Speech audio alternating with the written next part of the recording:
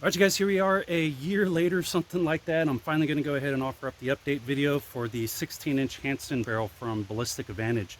We're going to go ahead and actually mess around with a few different things. We're going to go ahead and do now the update of pushing the actual accuracy capability out to 100 yards. And within doing that, instead of having the designated optic for this one, which is a a Vortex 1 to 10 razor, I'm actually going to use a Leupold Mark 5, which is going to give me 8 additional magnification to give it its to give us its best representation of what its accuracy is capable of as far as this barrel is concerned and in the configuration I have it set up in.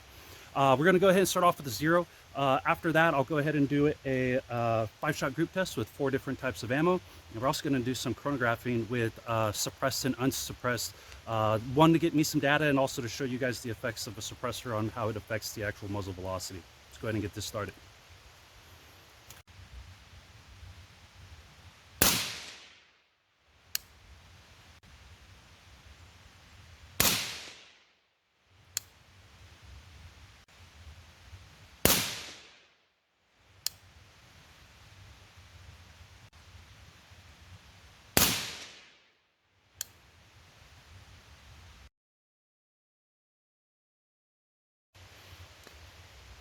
All right, you guys, I actually really need to get a mic to help out with offering you guys some better audio and everything, especially with circumstances like today when the creek is just kind of running rapid due to all the rain that we've had recently.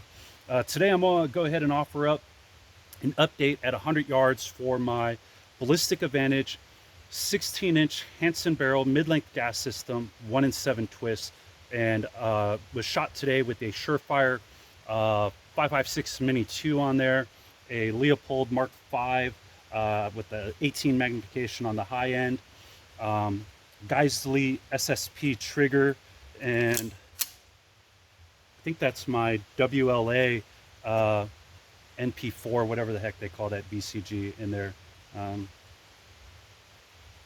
Nope, I take that back. Spikes Tactical nickel boron BCG in there. But yeah, let's go ahead and go over the results. I don't think I missed anything important on the firearm. I did. As far as stabilization, was utilizing a Harris bipod, and then for some rear support, just had my sand sock in the back to help kind of stabilize out my position.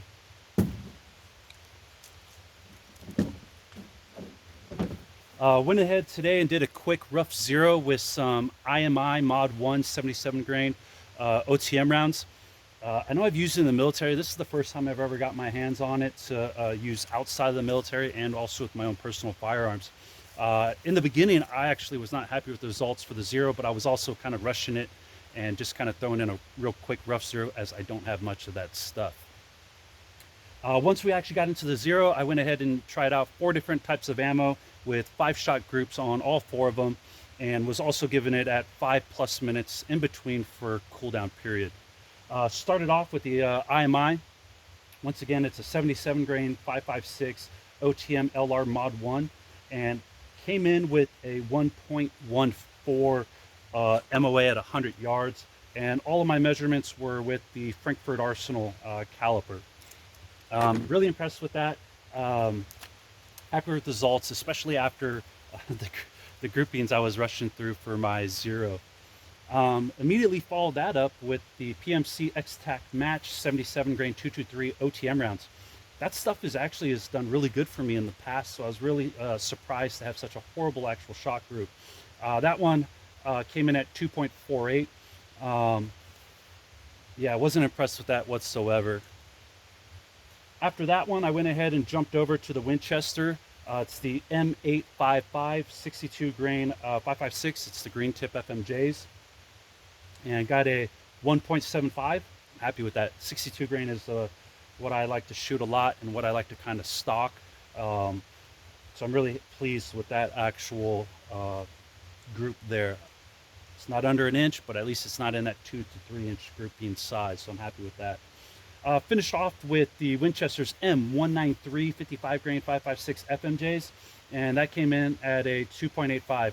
I do shoot the 55 grain a lot. I actually shoot a ton of 223 55 grain because it's usually the cheapest on the market. So whenever I'm doing some close quarter stuff, that's usually what I'll gravitate towards.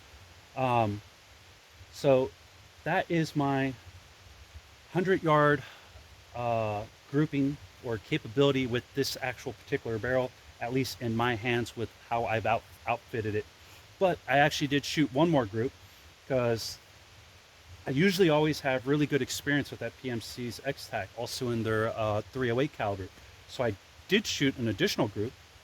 I did not wait for it to cool down, and I also actually kind of shot it kind of quickly.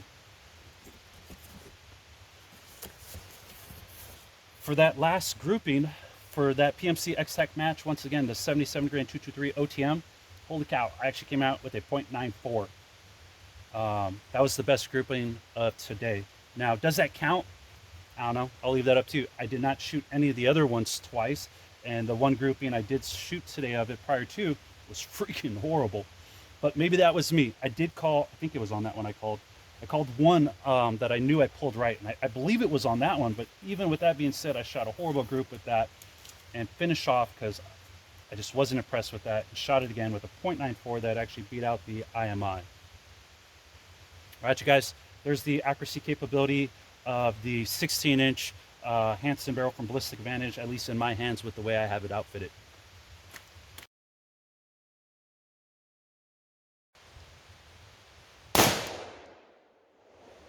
$2,897.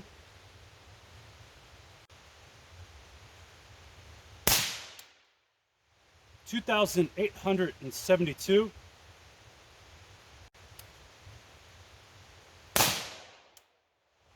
$2,898. Right, you guys, for those of you who are interested in muzzle velocity for this 16-inch barrel, utilize Winchester's M855 62 grain green tip with a box rated muzzle velocity of 3,060.